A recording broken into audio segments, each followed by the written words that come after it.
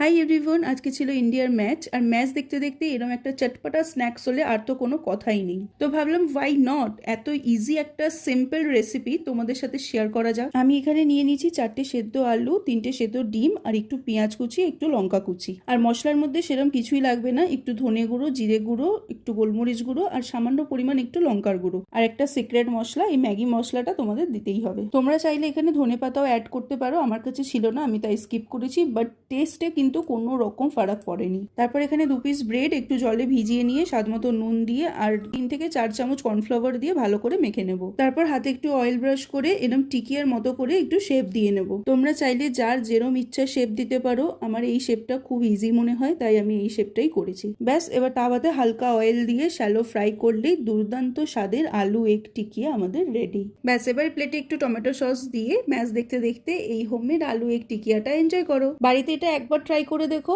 Guarantee দিচ্ছি কেউ disappoint হবে না। আর রেসিপিটা যদি কেউ ট্রাই করে থাকো আমাকে অবশ্যই কমেন্টে জানিও। দেখা হচ্ছে নেক্সট ভিডিওতে। বাই।